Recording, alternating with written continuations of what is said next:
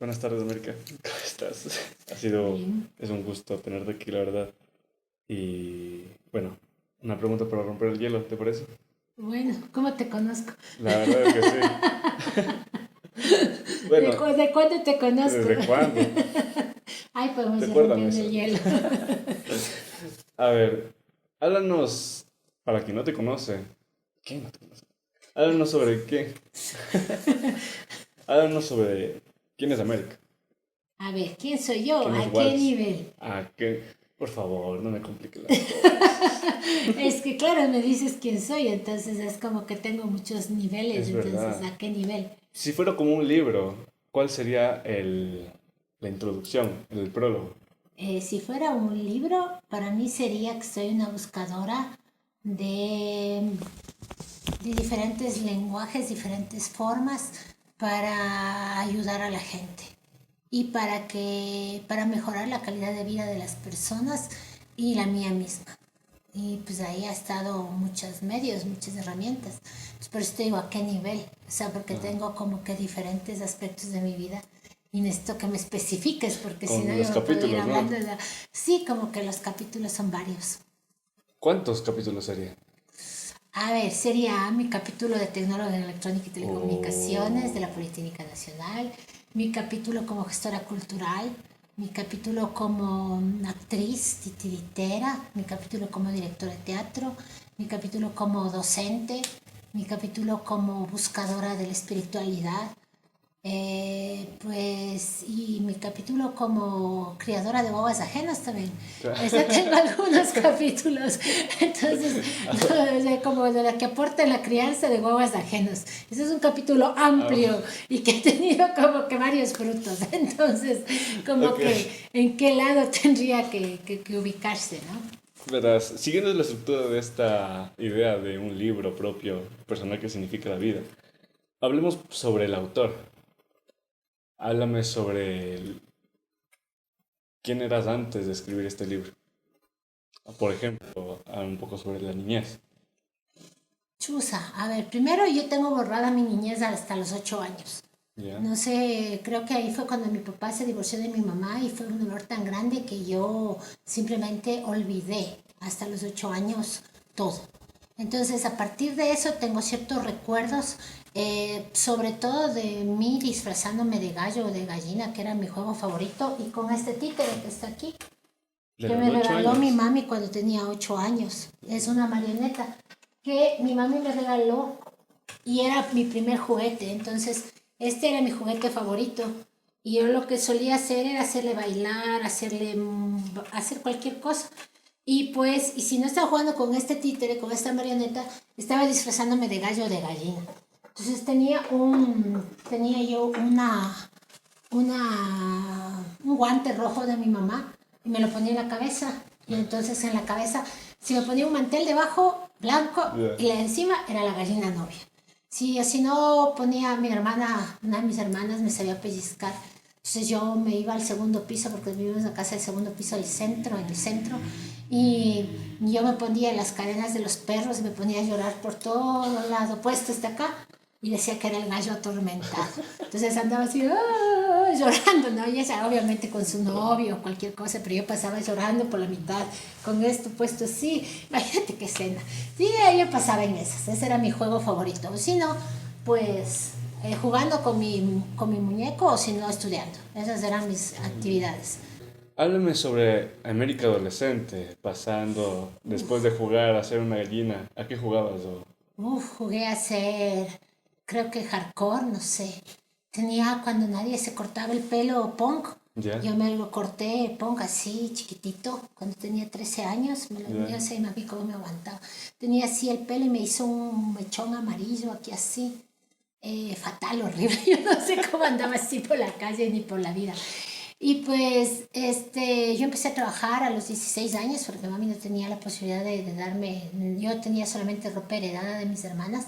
Entonces yo a los 16 años empecé a trabajar y pues trabajaba vendiendo ropa para bebé y también empezaba a dar clases de geometría, de matemáticas, de física. Pero claro, como yo era la mejor estudiante de mi colegio, entonces pues yo daba clases de esas Y como siempre fui alta, aspectuda, entonces pensaban que tenía, y que estaba en la Politécnica, porque sabía un montón, porque en mi colegio me enseñaba un montón de esas materias en particular. Entonces, pues yo daba clases de eso. Siempre me empecé a ganar a los 16 años, y empecé a trabajar ya, a ganarme mi dinero.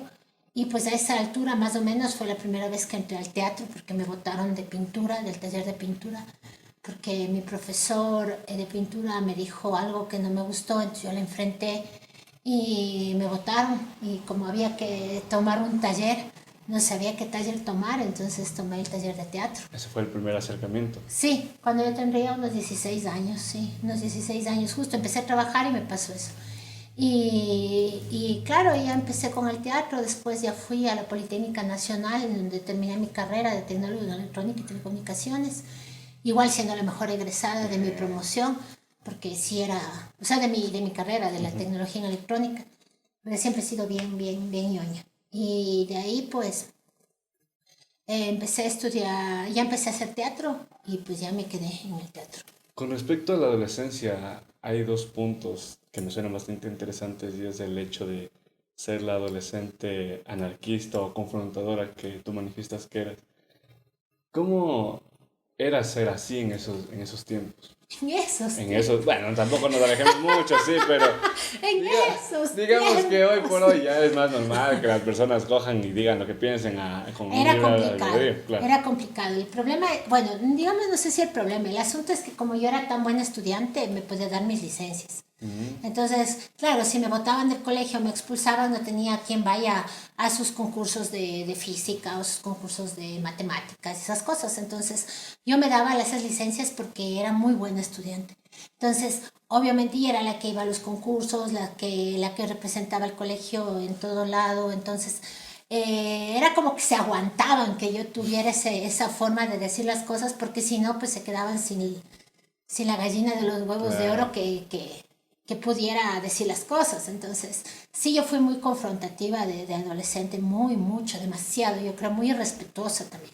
Yo creo que hubiera podido hacer las cosas de una manera diferente. Pero pues, en ese entonces me estaba formando como persona y pues era como una manera de también sí de reclamar como mi espacio en el mundo, pero también de buscar mucho la cuestión de la injusticia. Para mí la cuestión de la injusticia siempre ha sido algo fundamental en mi vida y en realidad ver esas injusticias que te decían o esos poderes, pseudopoderes que hasta ahora tienen los profes, esa no te decir, es que yo soy el profesor y tú no vales nada por poco, era una cosa que a mí me sacaba de quicio. Entonces yo sí les confrontaba muy feo a los profesores. Claro, o sea, por más que trataban de hacerme daño, no podían porque yo era muy buena estudiante. Entonces ese era como que lo único que a mí me salvaba. Porque si no, yo hubiera tenido, o sea, a mí me hubieran votado de todos los colegios, de toda la cosa, pero como en realidad era el mejor promedio del colegio, entonces no podían, o sea, podían hacerlo, pero no les convenía. Entonces, claro, yo decía, ya, pues votenme, me voy a otro colegio y ya, no hay problema. ¿Quieren expulsarme? Expúlsenme. Entonces, o sea, era como que mi pobre mamá, que era profesora en ese colegio, sufrió terriblemente. Decían, por consideración a la licenciada Bolaños, pues no te votamos. Y no era eso, en realidad era porque claro, yo tenía muy buenas calificaciones y además de eso era la única que me podía parar frente a algunas cosas, ¿no? Entonces, entonces eso, siempre tuve muchos problemas con mis profesores, siempre tuve bastantes problemas con la autoridad, pero con esa autoridad y lógica, con esa autoridad que te trataba de imponer cosas. Me acuerdo una vez un profesor de geometría me cogió, me había puesto 18 en un examen. Yo fui y le dije, profesor, disculpe, ¿por qué tengo 18? Y me dice, porque nadie conmigo tiene 20. Y le digo, esa no es razón. Y me dijo, ¿no estás de acuerdo? Le dije, no. Entonces tienes 17. Y yo, bueno. Y sigo a estar de acuerdo. Entonces tienes 16. Me bajó a 0,1. Yo le quité el examen y le dije, ahora me voy a ir a la Dirección Provincial de Educación y voy a pedir que por favor me expliquen por qué un estudiante brillante como soy yo termina de 18 en 0,1 solamente por la necedad de su profesor. Voy a ver qué me dicen. Y el tipo se quedó helado. Me trató de quitar el examen, yo no me dejé, me fui y me quejé con la inspectora. Y yo iba, pero directo realmente a la dirección de cultura, diré a la dirección de educación. El profesor vino, me pidió disculpas y me dijo que era la primera persona que se había hecho respetar en todos los años que él había sido profesor. Yo tenía 15 años. Y cosas así, de esas tengo. Y claro, y era una cosa así de, o sea, pero ¿por qué? Yo les decía, ¿por qué? O sea, explíquenme, porque a mí me han dicho cosas como, es que las mujercitas no tienen por qué tener mejor nota que un varón, por ejemplo, Ya. o cosas así. Y pues sí se encontraban con contestaciones muy déspotas de mi parte. Y también pues como muy, o sea, yo creo que podría hacer lo mismo, pero ahora lo haría de otra manera. Pero sí, en ese momento era la manera en la cual yo podía reaccionar con mi poca experiencia y y pues con todo esto que a mí me fastidiaba tanto, ¿no? De que no te respeten, o sea, simplemente porque eras joven no te respetaban, entonces eso me fastidiaba muchísimo. Claro, es algo que se ha visto hasta los últimos años, incluso hay casos en los que de violencia, incluso por parte de un profesor hacia los estudiantes. Y es interesante que recalques eso porque pienso que incluso en estos últimos años no hay las personas que se levanten y cojan la tutela propia de su personalidad y digan lo que pasa y lo que es, las cosas como son. Y eso es un problema que, bueno, lo hablaremos más despuesito. Hay otro punto también que me suena interesante y es que me comentas que a tus 15 16 años empezaste a trabajar. Es, bueno, últimamente se sabe de muchos casos en los que el trabajo infantil siempre está presente, pero ¿cómo es el saber que tienes la necesidad, el ser consciente de esa necesidad y buscar como el sustento o la forma de ayudar? O sea, en realidad en mi caso era la forma de ayudarle a mi mamá. Mi mamá era profesora fiscal en la época en la cual pues los profesores fiscales estaban súper mal pagados. Mi mamá trabajaba en dos colegios desde las 7 de la mañana hasta las 7 de la noche. Ella tenía artritis reumatoidea. O sea, en realidad era una cuestión tenaz y ya a mi mami así no la alcanzaba. Entonces mi forma de aportar, al ser buena estudiante también es que yo tenía la beca en el colegio en el que yo estaba y entonces ya no tenía que pagar por lo menos ¿cómo se llama? Mi colegiatura. Y pues lo otro era para poder tener yo dinero, porque mami no tenía, o sea, no tenía para, qué sé yo, salir yo a comprarme un helado o para comprarme un par de zapatos. Por eso yo siempre tenía la ropa heredada de mis hermanas. Y pues yo pienso que es una gran escuela realmente. Cuando uno ya se necesita y se empieza a trabajar desde muy temprano, para mí fue una gran experiencia porque me obligó a hacerme cargo de mí mismo, de lo que yo necesitaba y también a valorar el dinero y a estar consciente que nunca me voy a morir de hambre. Porque no tengo yo vergüenza de trabajar, de hacer las cosas, simplemente las hago y punto. Y si es que encuentro una oportunidad en donde yo pueda trabajar para poder salir adelante, yo lo hago y no tengo problema, no tengo ningún prejuicio al respecto, sino más bien es una cosa de saber que si hay la necesidad hay que hacerlo y punto. O sea, mientras sea algo digno, mientras no estés haciendo daño a nadie, mientras no estés robando a nadie, mientras no estés faltando el respeto a nadie, yo creo que ni a uno mismo, yo pienso que es correcto trabajar y pienso que en realidad es una gran, para mí fue una gran escuela, ¿no? Ojo, no digo con esto que sea una cuestión de viva el trabajo infantil ni nada por el estilo, ¿no? Pero bueno, yo ya tenía 16 años cuando empecé a trabajar, fue una decisión propia y pues en mi caso mi mamá más bien me lo agradeció porque para ella era bastante, algo menos de toda la carga que ella tenía. Entonces, sí, para mí, yo pienso que empezar a trabajar temprano, pienso que es una de las mejores cosas, obviamente sin dejar de estudiar porque eso es otra cosa que no se puede dejar de hacer. De verdad. Háblame sobre América entrando a la edad adulta, cruzando ese puente de la adolescencia a la adultez. O sea, yo no sé cuándo lo crucé, yo creo que a los 30 y pico creo que me empecé a cruzar. No sé si es que lo crucé alguna vez. Creo que ahora recién estoy entendiendo lo que es ser adulto en realidad. El asunto, no sé, como, no sé, yo siempre estuve como muy pendiente de trabajar, de estudiar, de hacer las cosas lo mejor posible. En realidad no te podría decir, o sea, tal vez muchas personas tal vez lo pueden catalogar en el momento en que tienen hijos, una cosa así, pero yo como nunca los tuve, hijos físicos no los tuve, entonces no tuve esa necesidad como de crecer en ese sentido. Entonces, tal vez por eso también tuve el chance de dedicarme al teatro como lo hice, a veces con más bajos que altos, otras cosas así, económicamente también, y que me permitió a la final hacer lo que yo quería. Porque si hubiera tenido hijos, perdón, otro cuento hubiera sido. De verdad. Entonces, no sé, yo creo que sí, en realidad, o sea, si me dicen cuándo empecé, como que mi adultez, Yo creo que empecé como que pasado los 35 años, empecé realmente a sentirme medianamente adulta y ahora sí puedo decir sí, me siento adulta, pero antes no, en realidad. La idea de la adultez llega junto a lo de la responsabilidad y es un tema que desde muy joven lo has presentado y de forma tan mágica, incluso que ni le sentiste ese hecho de responsabilidad porque puede ser que haya nacido con ello. Y muchos lo catalogan la adultez con el obtener más responsabilidad y ser más cargo, ya que en la juventud se dice que se iba al libro, pero para ti, en este caso de no ser como la responsabilidad, ese chispazo de adultez, ¿qué fue lo que te hizo darte cuenta que ya estabas convirtiéndote en un adulto?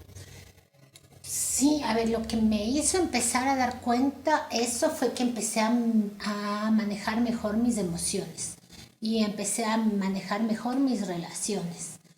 Ha sido como un proceso en el que antes tenía como, o sea, todos nosotros tenemos diferentes tipos llama esto de inteligencias. Ujú. Entonces, para mí, la pata más coja que siempre he tenido ha sido la emocional. Entonces, cuando empecé a tener como que más herramientas en la parte emocional para manejar mejor mis relaciones y relacionarme conmigo mismo, sobre todo las relaciones en todo, conmigo mismo, con los demás, ahí yo creo que fue como que empecé a crecer realmente. Porque en los otros ámbitos sí, efectivamente, la cuestión de la responsabilidad del estudio, del trabajo, de esto, de este otro, de hacer las cosas lo mejor que puede, y eso era algo como que ya estaba instaurado y Ujú. y en realidad no lo relaciono con la madurez ni con la adultez. Para mí ha sido el hecho de poder enfrentar situaciones como estresantes de una manera que sea más coherente, sin hacerme daño o sintiendo que es mi culpa o cosas así. Entonces yo creo que por ese lado, entonces por eso digo que tengo claro que más o menos a los 35 años empecé recién a adquirir esas herramientas y ahora sí puedo considerarme una persona adulta porque yo ya siento que esas herramientas, no sé si las maneje, qué bestia, pero por lo menos ya sé que las tengo, entonces es un poquito más claro para mí poder relacionarme con las personas de una manera menos dependiente y más sana. Y eso creo que es lo que para mí me vuelve adulta. Ahora, entendiendo quién es la autora de este libro, que podría ser autobibliográfico incluso, hablemos sobre el prólogo, el hecho de entrar a tu campo de batalla, al campo en el que juegas, en el que desarrollas tu vida. Que, ¿cómo podrías catalogarlo? De un nombre general, una palabra en general en lo que haces. Sé que haces demasiadas cosas y que no se puede como dar una palabra como tal, pero si tuvieras que decir una palabra para recoger todo lo multidisciplinario que eres, ¿cuál sería? No sé si una palabra, pero como que lo más importante en este momento para mí es ser estudiante de un curso de milagros. Es lo más importante. Todo lo demás viene como por añadidura. Si hago teatro es verdad, doy clases es verdad, toda la cuestión, pero para mí lo más importante, sin lugar a dudas, es la espiritualidad. Y en este momento mi espiritualidad está basada y está planteada en estudiar un curso de milagros, básicamente. ¿Curso de milagros? Es un libro, se llama Un curso de milagros. ¿En serio? ¿Es un Sí, libro? es un libro, Ok. es Pensé un que era un libro que curso. se llama Un curso de milagros, Ok, que recomendado. es así de ancho, que no lo tengo en internet porque es muy caro para comprarlo.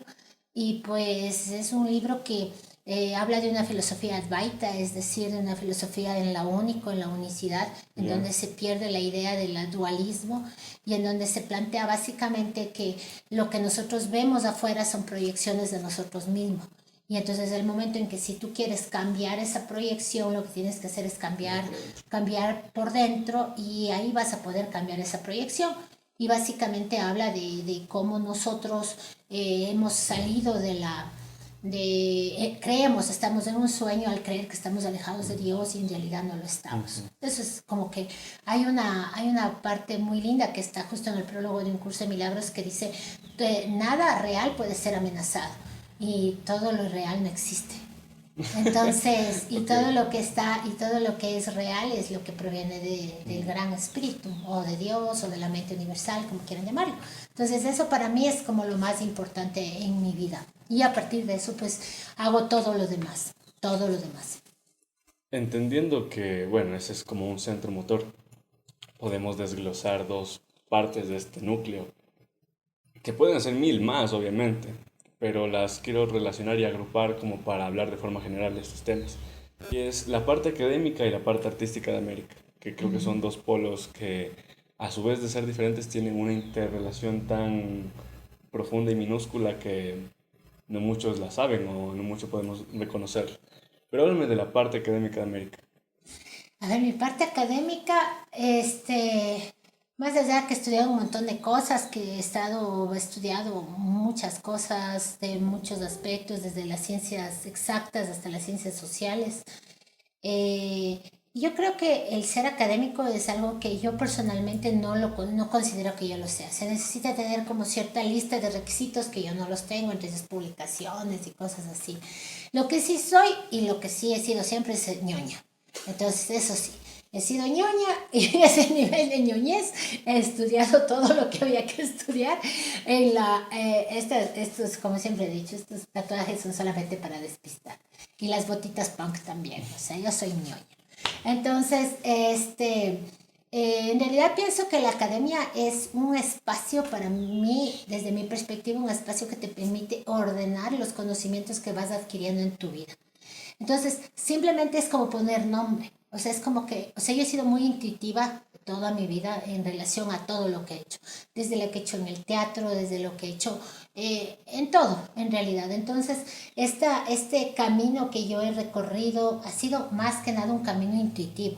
Y después de que yo lo he hecho, yo le pongo nombre. Y la academia eso me ha permitido.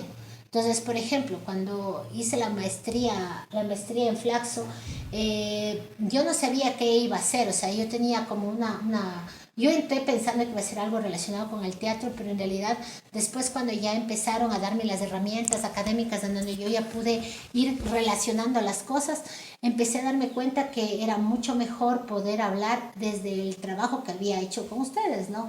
En el trabajo de la fundación durante tantos años y todo. Y entonces fue un hecho de entender de cómo el arte en sí puede impactar la vida de la gente. Entonces yo había hecho ya el trabajo. O sea, el trabajo ya estaba hecho, ya habían sido 10 años en donde ustedes ya habían crecido, donde ya estaba encarnado en ustedes el arte, ya estaba en su pensamiento, ya estaba en todo lado. Y entonces de ahí recién le puse nombre. Y lo mismo he hecho en todo. Lo he hecho en el teatro, lo he hecho en todo. Simplemente es como, a mí me ha llevado mucho siempre la intuición, el corazón. Y en ese sentido, la academia permite que poner esos nombres, o sea, esas categorías que les permiten como que las otras personas entiendan lo que uno está haciendo. Y eso es lo que yo le veo como la academia. Y pues de ahí ya a la parte artística, también para mi caso ha sido una cuestión intuitiva también. O sea, yo sí, para mí ha sido el centro motor la intuición. Y pues y falta algo fundamental que tú no le estás poniendo, que es la parte de la gestión cultural y la gestión como tal, que es como fundamental, es la tercera pata del taburete en mi caso. Entonces, la parte artística como tal también ha sido una cuestión también súper intuitiva, en donde yo he podido mostrar una parte de mí también, siempre por eso siempre escribo yo mismo unas propias obras. Ha sido un espacio también de catarsis, de curación, un espacio en donde poder contar las cosas que no tenía otra forma para contar y sobre todo en una parte de mi vida, como lo pongo muy bien en mi tesis de maestría también, era el único sitio en donde yo me sentía segura y por eso yo hacía teatro para niños y niñas, porque era el sitio en el que yo sentía empatía y sentía seguridad. Entonces, cuando yo ya empecé a darme cuenta de que ese espacio como en donde yo ya esos 40 minutos donde antes yo me presentaba era el único lugar donde yo podía ser yo misma y después de eso empezó a ampliarse, es como que yo me fui alejando un poco cada vez más del teatro, de ser ejecutante de teatro. ¿Por qué? Porque ya esa necesidad que yo sentía, en donde en esos 40 minutos era yo y me sentía feliz, empezó poco a poco a irse tomando el resto de mi vida. Entonces ya como que ya no era mi lugar fundamental, o sea, igual me hace feliz actuar, me encanta y todo, pero ya no tengo esa necesidad en donde solamente ahí encontraba como paz y tranquilidad. Y entonces que ahora ya está como que invadida toda mi vida y ese es un espacio más en el cual yo puedo ser yo, como lo pongo en el inicio de mi tesis, tal cual. Entonces era donde me sentía completa y feliz. Y de repente eso, por todo el trabajo que yo hice psicológico, un trabajo también espiritual y todo, empezó a tomarse el resto de aspectos de mi vida, y por eso yo empecé a dejar poco a poco también el teatro desde esa perspectiva, y empecé a encontrarlo más desde lo experimental, desde otros puntos que también son como que tengo que seguir trabajándolos. Porque igual me encanta actuar como tal, me fascina y es como un espacio súper importante en mi vida. Y el tercero, que es súper importante, es la cuestión de la gestión, que es en donde yo hice el Quito Chiquito, Encuentro de Artes para Niños y Niñas, en donde hablo precisamente y en donde trabajo en el acceso, donde estoy convencida de que las personas tienen derecho a cumplir sus derechos culturales y a poder tener acceso al arte como una posibilidad de vida. Y en ese sentido está también pues la Fundación Faces, que es de donde te conozco desde hace muchos años, y en donde te vi crecer a ti y a otras personas también. Entonces ahí es donde yo pude volcar todo mi forma de entender el mundo y de entender y cómo entender que el arte es una herramienta no necesariamente comunicativa solamente, sino de transformación. Y eso es lo que pude comprobar, esa era mi hipótesis que a la final pude comprobar en mi tesis de maestría. Entonces, esas es como las tres patas fundamentales, no es como que fuera un taburete, y en la parte de arriba, pues para mí, o en la base, digámoslo así, está la espiritualidad, que es como lo más importante que yo tengo. Hablemos sobre las otras dos patas, pero vámonos al camino intuitivo. Analicemos esta profundidad y agrupemos a la Te gestión encanta cultural. agrupar, ¿no? Me encanta agrupar porque te juro que Yo creo que se puede vincular. Bueno, porque, vinculémoslo porque agrupar es un poco difícil. es que no lo olvidamos. Está bien que lo digo que lo vinculamos, pero al agrupar no creo que se olvida, ¿verdad? No creo que se deja de lado, se mantiene el nombre dentro, pero es en una misma bolsa. Aunque sea sus Es diferencias. que tú dices agrupar como todo en una misma bolsa, vincular, bueno, te entiendo así, puedes estar equivocada, ¿ya?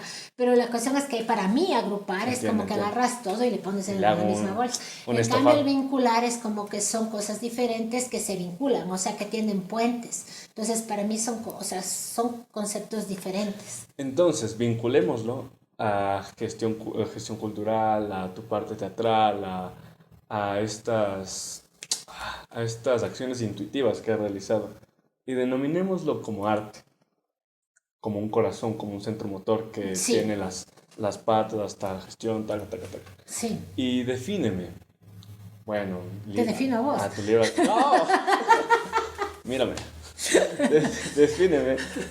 ¿Qué es para ti esta denominación de arte? ¿Qué es para ti? Porque estamos extrayendo solo el nombre más, no el concepto.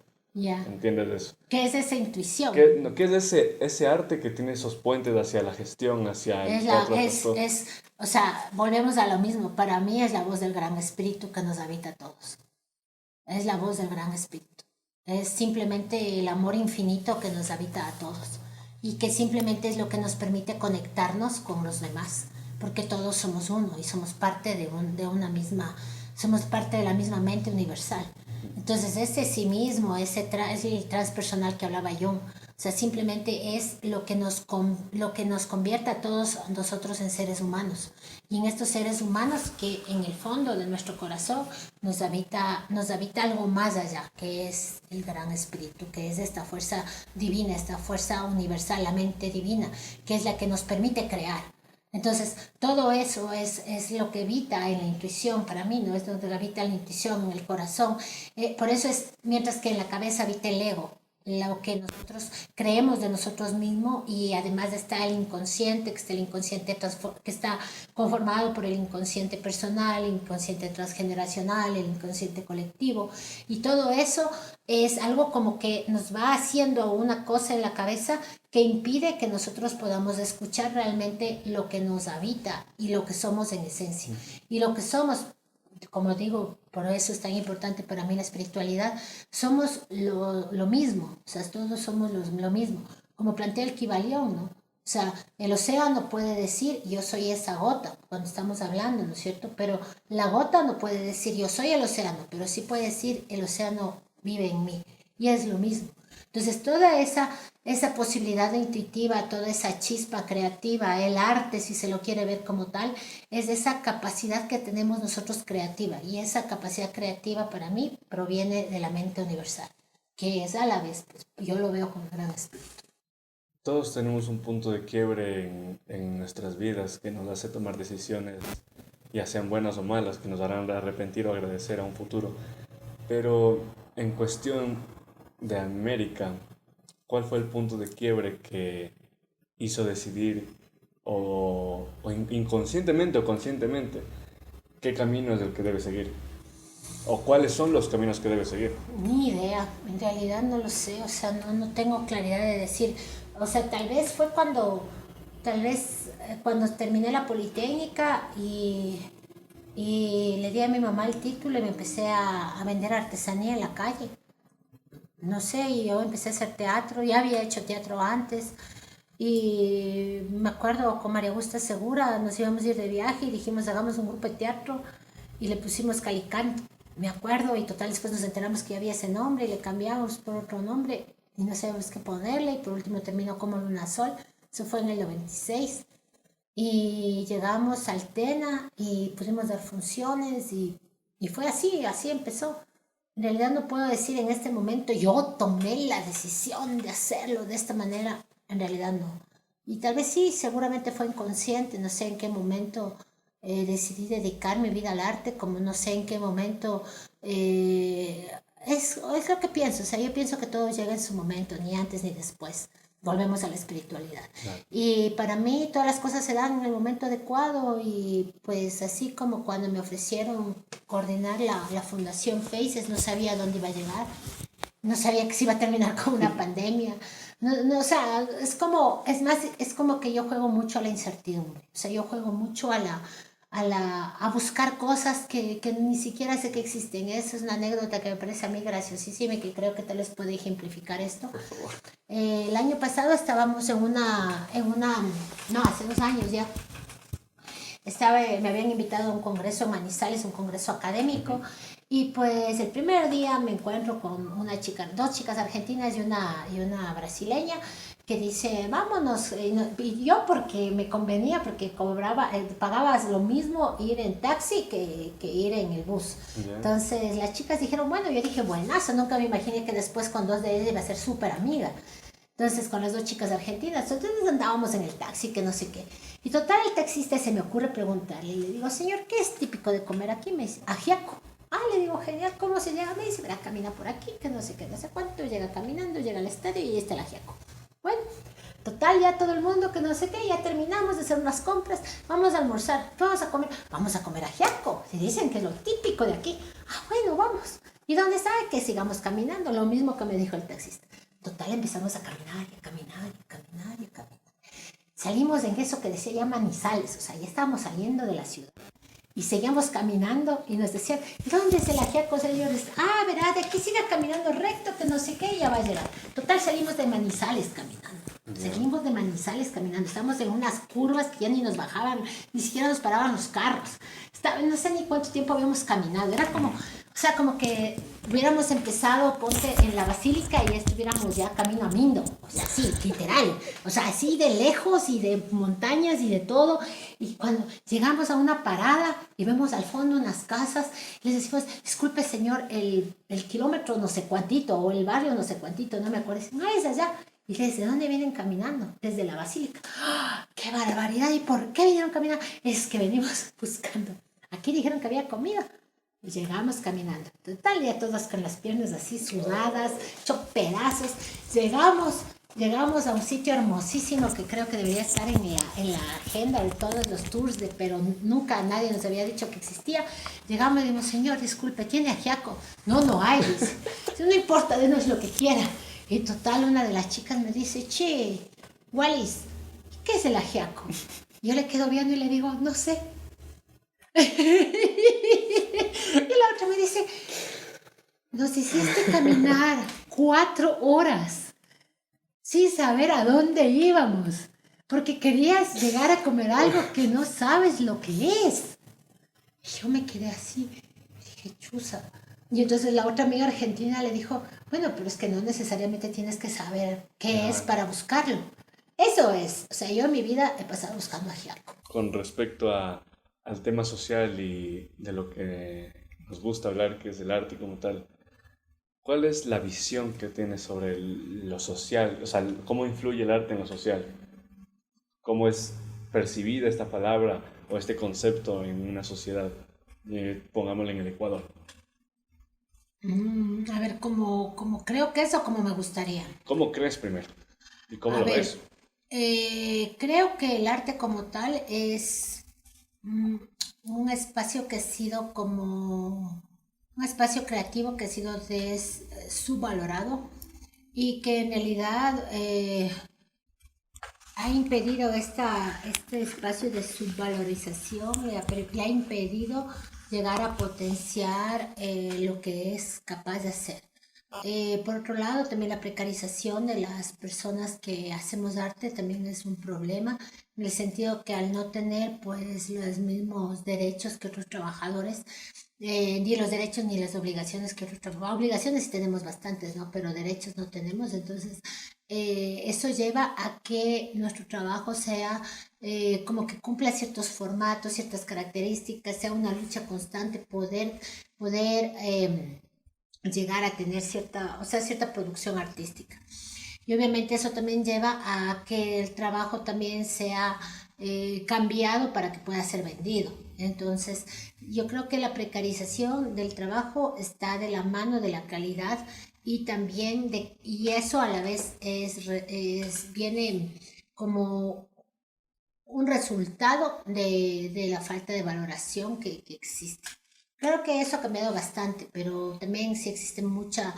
eh, por otro lado, también es el arte súper elitista, Ujú. entonces, y sobre todo con esa visión también eurocéntrica de pensar de que el arte es de una manera y lo otro es lo popular y lo popular no es arte. Entonces, esa visión El también gusto, lo callejero. elitista, ajá, esa visión también elitista del arte también impide como que ha impedido también el acceso a grupos humanos súper grandes. Entonces, y el poco arte que esas personas o lo poco que ellos consumen es también como transversalizado por un montón de clichés que pasa siempre por lo popular, por la pobreza, por algunas cosas que no necesariamente tendría que ser así, pero pienso que en nuestra sociedad es así.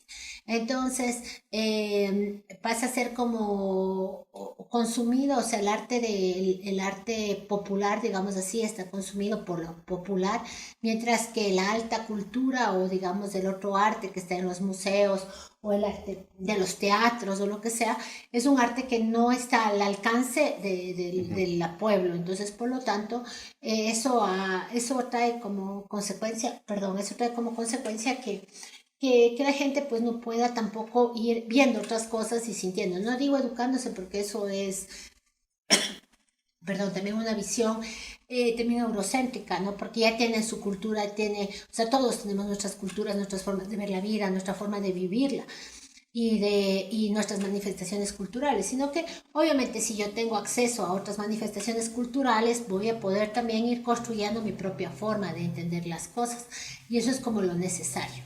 Entonces, pienso que sí, como en sociedades como las nuestras, el arte al ser elitista trae consigo, impide el acceso a las diferentes personas. Por otro lado, al ser eurocéntrico, lo pone de una manera como que fuera de cierta calidad o que la calidad está transversalizada por un gusto que no es un gusto construido desde lo que somos, sino de los que quereríamos o lo que nos gustaría ser. Ujú. Y aparte de eso, pienso que pues también existe mucho cliché y también existe muchos prejuicios en relación a lo que es arte, a lo que no lo es. Entonces, si está dentro de un circuito reconocido en un cierto lado es arte y si no, no lo es. Entonces, yo pienso que ese es como uno de los grandes problemas que tenemos como sociedad. Nos has dado una lista total de problemas que se pueden solucionar y espero que sea así. Pero háblame sobre las ventajas o las virtudes que tiene el panorama artístico en el Ecuador. A ver, post pandemia. Ah, también sería mejor. Es que, bueno, en realidad pienso que Bueno, sí, sí, lo que tú dices es verdad, son solucionables todo, pero para eso necesitamos políticas públicas Así y es. en eso necesitamos un montón de claridad y de una capacidad de decisión en lo político que no necesariamente se tiene porque el arte tiene la otra parte, que es que el arte es liberador.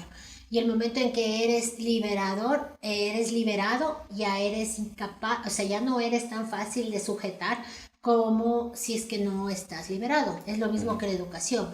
O sea, para eso también son las formas en que la educación nos hace de cierta manera, como tú decías, es difícil que las personas se levanten o digan las cosas, porque tú en una empresa o en una fábrica Dependiente no de eso. necesitas que las personas digan, ah, quiero esto, quiero aquello, necesitas a alguien que se quede callado y que trabaje y Ujú. punto.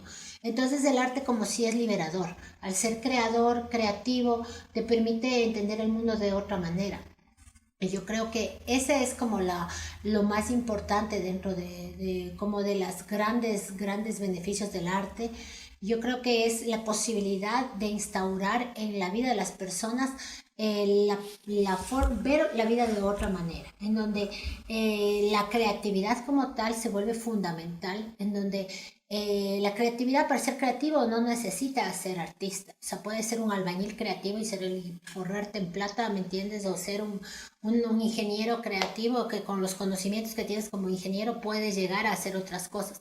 El asunto es la creatividad y ese es el segundo punto fundamental del arte, que te permite desempolvar, es como abrir esa llavecita de la que hablaba, en donde si por último tú está totalmente cerrada esa llave, el momento en que tú abres un poquito permites que chorree esa creatividad y que permita que esa creatividad se vuelva, se corroa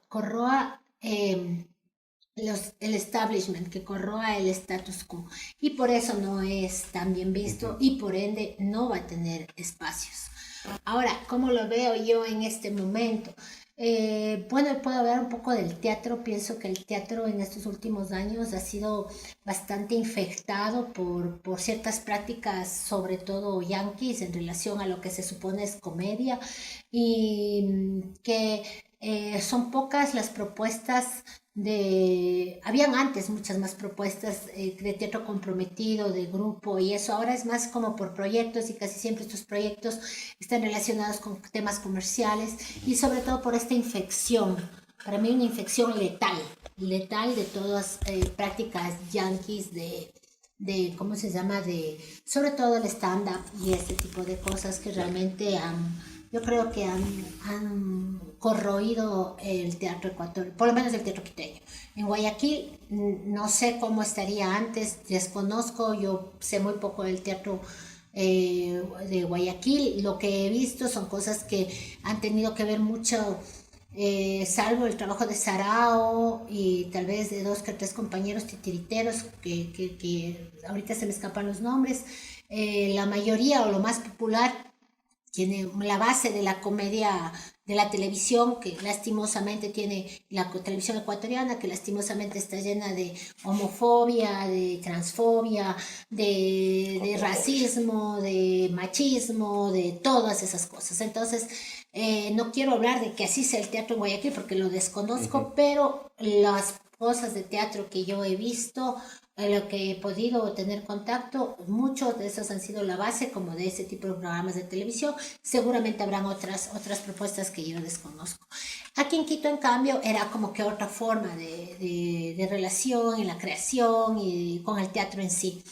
Pero eso también se ha visto infectado realmente y realmente un nivel bastante denso en relación con este tipo que seguramente, o sea, yo no lo haría en realidad, primero porque no me gusta y me parece, no sé, me imagino que debes tener muy claro que, bueno, si eres stand pero está bien, pero no te consideres actor. Claro. Eso nomás, o sea, si tú vas y eres capaz de hablar cosas en relación a lo político, a lo esto, relacionándolo con la comedia, me parece un don maravilloso, pero eso no es ser actor, eso es otra cosa, pero lastimosamente ahora se ha mezclado en una licuadora y ahora todo esto ya es como lo único que además que a la gente como también le gusta, porque es una cosa como más fácil de digerir, no sé, entonces eso es como lo que está teniendo salida. Y pues la gente también para poder afrontar la precarización en la que Claro. vivimos, pues se mete por ahí. Es Entonces, verdad. por eso digo, creo que es una infección como complicada. Claro, el como un acote, no sé si ya lo hablé antes, el hecho de comparar este movimiento de los sánsicos, no me acuerdo del Sansa, que en el que estaba el Euler Granda, Ah, este movimiento que tuvo su, su ponderación acá en el Teatro de que queda por casi la cultura. no, por la Plaza Grande, creo que queda un teatro, donde, bueno, era un teatro en el que apagaron las luces y empezaron a hacer su acto bastante Ya. No me fuerte. acuerdo, sí sé de lo que me estás hablando, pero no me Pero acuerdo. bueno, ahorita ya no me llegan todos los datos exactos. Es interesante relacionar o comparar incluso estas dos situaciones, que uno fue antes de los 90, creo, el impacto que pudo llegar a tener en esa época y en esta época, por lo complejo que era y por lo que implicaba en cuestión de emociones, que confrontaban emociones bastante fuertes, bastante duras, y compararlo con lo que dices, por ejemplo, lo del stand-up, que resulta ser bastante fácil de digerir, y creo que eso es Sí, lo o que sea, se ha ojo, que visto, sea claro, bastante fácil de digerir no no digo que, significa que claro, está mal. o que sea Simplemente muy es fácil, algo claro. que lo que para mí es un problema es que se haya metido todo en una licuadora y que Ujú. ahora la gente entienda, ni siquiera los compañeros de estándar, que la gente entienda que eso es teatro. Y ellos piensen y se digan a sí mismos actores, In- ese para mí es un problema. Incluso el hecho de que no sepan que pueden ir más allá. Sí, o sea, pero la cuestión es que, bueno, o sea, si es que yo pienso, ¿no? Si es que alguien tiene ese don, porque es un don realmente pararte frente al público sin un personaje, sin nada, estar hablando de tus cosas personales y básicamente desgarrearte ahí, bueno, puede ser, para muchas personas es como una paja delante de todo el mundo, para otras De- personas dicen que es como una falta de respeto hacia sí mismo, yo qué sé, yo eso yo no me meto. Yo lo que digo es, o sea, personalmente pienso que el problema es que se confundan las Ujú. cosas. O sea, sí es verdad, por eso te decía, una cosa es agrupar y otra cosa es vincular. Eso, Entonces, bueno, yo creo que no sé si sea arte, no sea arte, yo no soy quien para decir que es arte o no, pero lo que sí puedo decir es que teatro como el que conocemos no es teatro. Entonces yo lo que digo es, ¿cómo podemos, o sea, lo que es simplemente es decir, esto es una cosa y esto es otra? Ahora, si es ujú, que alguien quiere realmente ser actor, entonces debería formarse, buscar las herramientas de ser actor y listo, o sea, como un actor si quiere llegar a ser stand-upero, porque no me parece a mí algo sencillo. Pero lo que yo digo es, ¿cómo esto? Y eso también habla también del tipo de sociedad en el que vivimos, una sociedad que necesita las cosas más rápido, más más fáciles fácil de de digerir. digerir, y eso no significa que esté mal, simplemente es algo que personalmente no comparto, a mí no me gustaría hacerlo, y como yo lo dije antes, yo hago las cosas solo que a mí me gustan, entonces pues no lo hago. Claro. Bueno, hablaste un poco antes sobre cómo solucionar estos problemas en cuestiones políticas, pero ¿será que estos problemas rebasan lo político e incluso llegan a lo personal o a lo social? El tema del por qué la subvalorización, como lo dijiste, del arte. ¿Qué soluciones se podrían aplicar en cuestiones, bueno, políticas, sociales, personales? Bueno, primero yo pienso que es súper importante todo lo que se puede hacer al respecto. O sea, no hay tarea que no valga la pena en este sentido. Es decir, si fuera la tarea hecha con tus hijos, pues está muy bien. Si es que esa tarea está hecha en tu barrio, está también bien. Si es que lo puedes hacer en un espacio más grande, también está bien. O sea, yo pienso que todas las tareas que se puedan hacer en donde sea son necesarias. ¿Por qué? Porque es un cambio de pensamiento. Y es un cambio de pensamiento que tiene que ir desde dentro, o sea, podría ir de afuera hacia adentro o de dentro hacia afuera. Pero pienso que si es que va desde dentro, o sea, desde lo más pequeño, lo más nuclear, o sea, cada uno de nosotros como individuos vayamos buscando esa forma de ir cambiando esto, nos permitiría ir relacionándonos mejor pues con el arte y con el resto de seres humanos.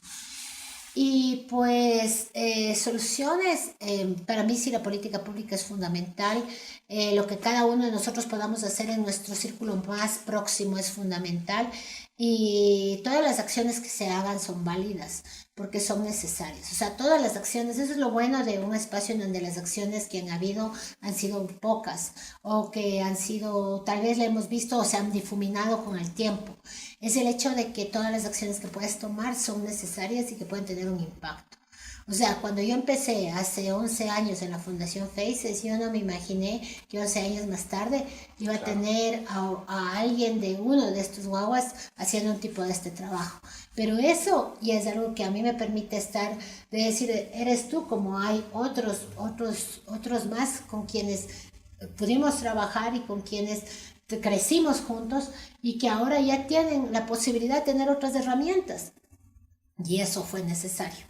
Y ahora ya, si yo ya hice o sigo haciendo desde mi trinchera lo que pude hacer, pues ahora les toca a ustedes. Ujú. Y eso es lo importante, que sea como un dominó, que Sí, las cosas vayan dándose. vayan Y pasando eso las es lo cosas. necesario.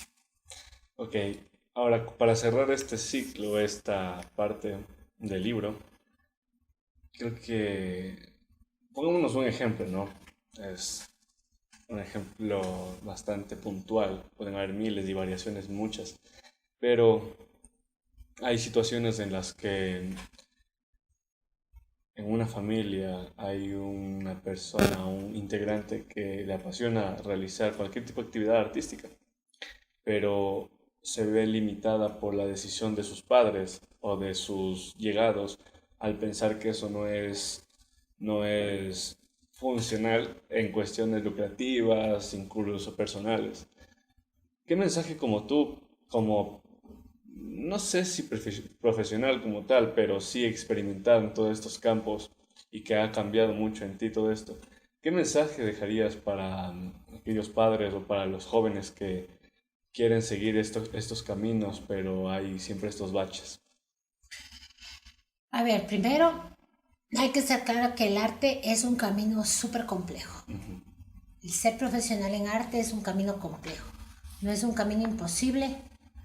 Yo he podido vivir del arte y por eso he hecho tantas cosas a la vez, que eso es lo que me ha permitido vivir del arte, porque si es que yo hubiera sido solamente actriz, no creo que hubiera podido tener como que la misma situación económica que me ha permitido el hecho de tener como varias entradas, digamos así, varias posibilidades de tener ingresos económicos, porque a veces hay funciones, otras veces no hay, depende de muchas cosas. Por ejemplo, ahora en este tiempo la pandemia, pues simplemente ha estado súper complicado y más para este tipo de actividades in situ, pues hasta ahora sigue siendo complicado y no sabemos cuándo se descomplique.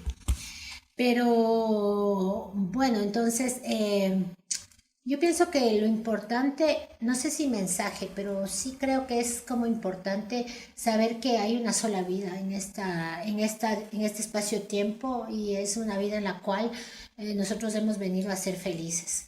Y que pienso que cuando se hacen las cosas con todo la intuición, la posibilidad de pensarlo, de hacerlo, de creerlo, de hacerlo con todo, yo creo que es posible, porque yo lo he podido hacer y he visto otras personas que lo han podido hacer.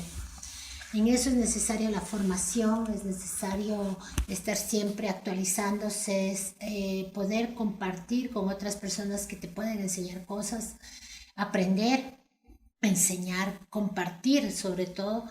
Y ¿qué puedo decirles a los padres y madres que están en esos? No sé, a mi madre nunca le pude convencer que está en un buen camino, así es que no soy quien para decir, tratar de convencer a alguien. Mi mami siempre trató, tal vez ella veía otro potencial en mí que yo no lo podía ver y en realidad tenía razón. La cuestión es que tal vez es como pensarse solo artista o pensarse solo de una manera o solo de la otra. Creo que ese es un error. Somos un abanico de posibilidades como seres humanos. Entonces, para mí, mientras yo me pensé solo actriz, no veía las posibilidades académicas, por ejemplo.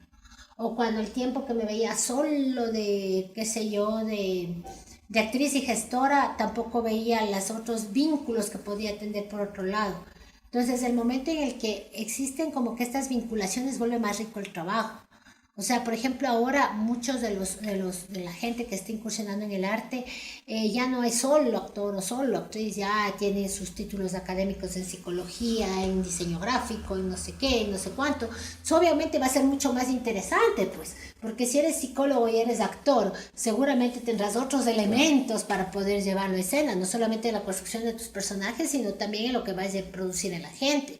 Entonces, yo creo que eso es como importante darse cuenta de que sí, o sea, dicen que no hay cómo servir a dos amos a la vez, es cierto también, pero es cierto también de que en este mundo en donde todo está enlazado, en donde todo está vinculado, quedarse en un solo tema es como ponerse en una isla que ya no vivimos, en una isla en donde ya no existimos, porque todo es global, ya todo está enlazado. Entonces, creo que es necesario también enlazar los mundos, enlazar lo económico con lo artístico, como yo planteaba en mi tesis y en el último trabajo que hice. Pienso que son mundos que no son dicotómicos, volvemos a lo mismo. No hay aquí, hay la famosa dicotomía arte-ciencia, o la dicotomía cultura-naturaleza, o siempre todo está lleno de dicotomías. No, o sea, es lo mismo. O sea, estamos hablando de que tanto la ciencia como el arte necesita la creatividad para poder llegar, necesita la creatividad para encontrar el problema, la creatividad para buscar las soluciones, la creatividad para mostrar las soluciones. Entonces, no, yo creo que eso es como necesario. Pero ahora, ¿qué le puedes decir a una persona, a un padre, a una madre que jura que su hijo se va a morir de hambre? Pues solamente decirle, confía en tu guagua, que igual es mejor que, y si se tiene que dar contra el planeta, se dará, y si tiene que buscar otra profesión, tendrá que hacerlo, y capaz que triunfa también. Porque hay tanto ingeniero ahí que se mató estudiando y que también no ha podido salir adelante con su trabajo. Eso no depende de la profesión, no depende de lo que hagas, depende de cuán entregado estés a lo que haces, depende cuán valiente seas para seguir tus sueños, depende de las oportunidades que tengas, porque eso también depende. Porque si no tienes las oportunidades por lo social, por tu situación económica, puede ser hiper brillante, pero no tienes las oportunidades, también depende de eso. Entonces, hay muchas cosas, o sea, y pues muchas personas, los papás, las mamás, lo que siempre van a querer es que sus hijos estén bien y tal vez, no sé, demostrarles que estén bien, sea cuando te vean feliz, tal vez, y puedas empezar a tener una vida que económicamente pues también sea necesario, y, o sea, que sea rentable, porque necesitamos vivir de algo, estamos en un mundo en donde no vivimos del prana, entonces hay que tener económicamente lo necesario. Ahora, ¿qué es lo necesario? Es una cosa, pero también hay que eliminarse también de la cabeza pensar que si es que tú sacas, qué sé yo, un PhD en algo, ya tu vida está solucionada. No, depende de muchas otras cosas. Hay gente que con una licenciatura o sin haber terminado el colegio tiene una mejor situación económica que todos nosotros juntos. ¿Y es por qué? Porque tienen otra visión, tienen otra forma de entender las cosas. Entonces es como que encontrar ese clic. Y puede ser, el gusto no es suficiente, el talento tampoco es suficiente. Es el trabajo, es las ganas, son los huevos, son los ovarios que le pongas. Eso es lo que te lleva, es lo que te hace salir. Y cuando ya, pues también saber que cuando los plazos se cumplen y si es que tienes que empezar a hacer otra cosa, hay que hacerla y punto. Y eso no te quita nada ni te da nada. Simplemente hay que seguir viviendo lo mejor que se pueda y siendo feliz con lo que se tiene. Ha sido una linda entrevista, la verdad, una linda conversación en la que hemos aprendido muchas cosas y creo que esa parte ha sido la parte final de este libro. Y bueno, de este libro que será publicado, el otro libro seguirá enterrado hasta que alguien lo materialice en cuerpo, alma y mente. Entonces, para terminar y para cerrar, quiero que nos hables sobre tus proyectos, más que todo lo que estás materializando hoy en día. Mis ¿Qué te proyectos. encuentras así? Quedamos que no tengo proyectos. Momento publicitario. Bueno, no proyectos como tal, sino actividades que has estado realizando de manera continua, digamos, proyectos. Bueno, ahorita digamos que estoy dando clases en una fundación a señoras de títeres, me parece tan lindo, en un proceso de integración venezolano-ecuatoriano.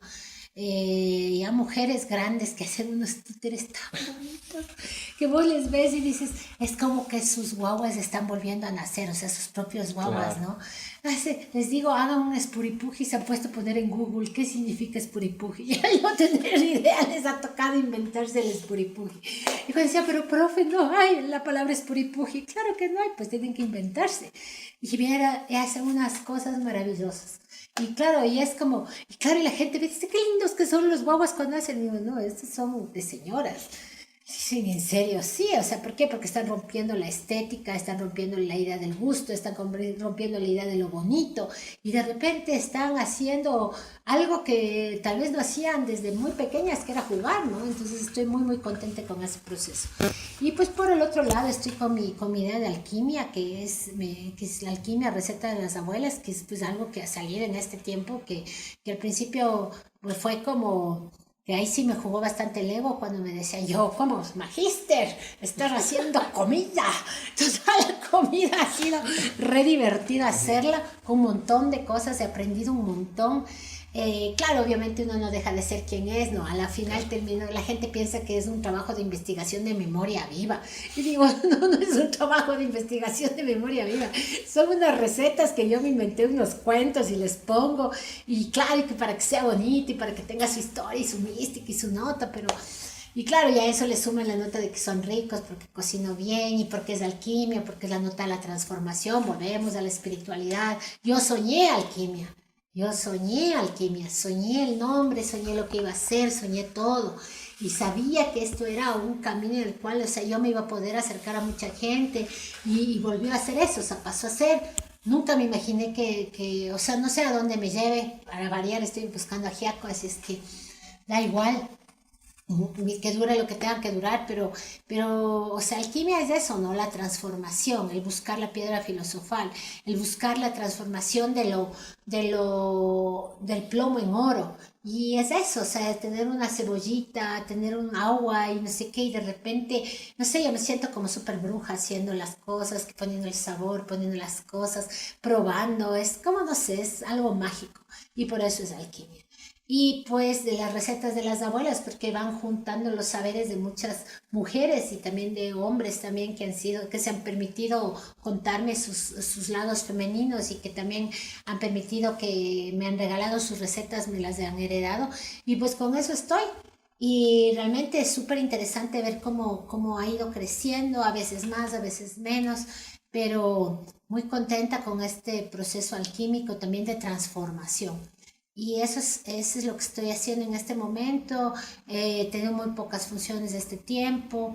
Este taller me cayó súper bien porque me ha permitido ir sanando otras cosas dentro de mí que eran como necesarias en relación con los títeres, en relación con saberes que ya los tenía como medio empolvados, cosas así.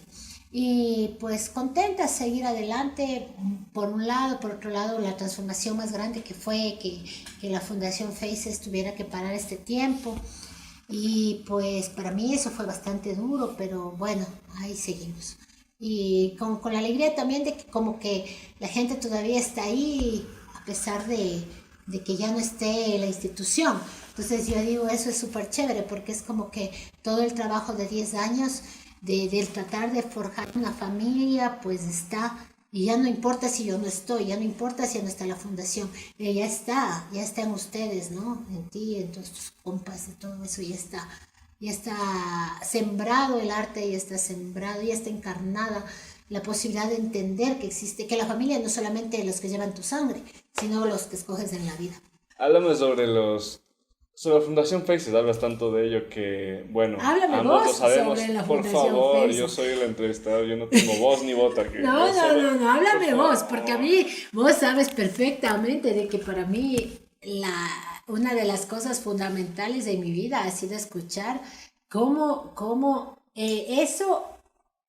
este ente incorpóreo a la final, que todos nosotros le dimos carne, le dimos huesos, habita en los seres humanos. Entonces yo puedo hablar en la Fundación Faces desde mi punto de vista, pero quien la vivió fuiste vos, fue el Steven, fueron los demás. Entonces, eso que tú piensas que no tiene voz ni voto es más importante de lo que yo pueda decir. ¿Por qué? Porque tú lo viviste, porque tú estás aquí sentado aquí gracias a ese proceso y tú lo sabes. Y eso es lo importante. No es lo importante lo que yo diga o mi punto de vista. Es lo que tú viviste con los restos del tropel de los guaguas como tú, que ya son jóvenes, que ya están en la universidad. Eso es lo importante. Cómo ven ahora la vida, cómo ven ahora, cómo se relacionan con los otros seres humanos. Obviamente que es muy importante y la verdad es que me gustaría hablar de ello cuando sea yo quien ocupe esa silla, pero hablamos sobre la transformación de América en lo que se ha convertido, así que si no quieres ver, bueno, lo dejamos. Pero es que no es, imagínate, para mí la Fundación Faces fue como lo más, uno de los procesos más importantes de mi vida, por no decir el más importante, que me permitió muchas cosas a nivel profesional y sobre todo me permitió tener hijos que yo físicamente no los tuve. Entonces, es eso. Es algo que trascendió un montón de cosas. Entonces, si hablamos de qué es para mí la Fundación Faces, pues simplemente es una familia que yo pude construir, en donde están fundamentales todas las personas que se han quedado, que han pasado, que estuvieron de planta, que estuvieron a ratitos. Eso. Bueno, ahora sí como último punto, no te puedo preguntar qué se vendrá o qué planes tienes para 2021, ya que como sabemos la vida es buscando La Giaco. el ajiaco. Así que con ese mensaje nos despedimos y nada, muchas gracias ¿Qué voy a hacer 2021? a buscar ajiaco. A buscar a Giaco. Siempre a buscar. Vamos a buscar a Giaco.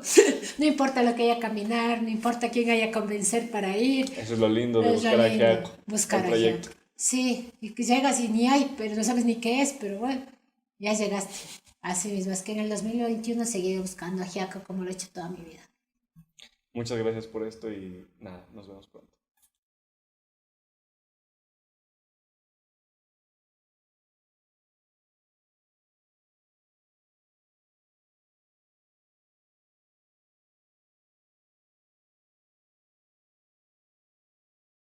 Pasado Ya no nuevamente habíamos acabado, güey. No, aún no acabamos, todavía no acabamos un Ya poquito me duele la más. boca.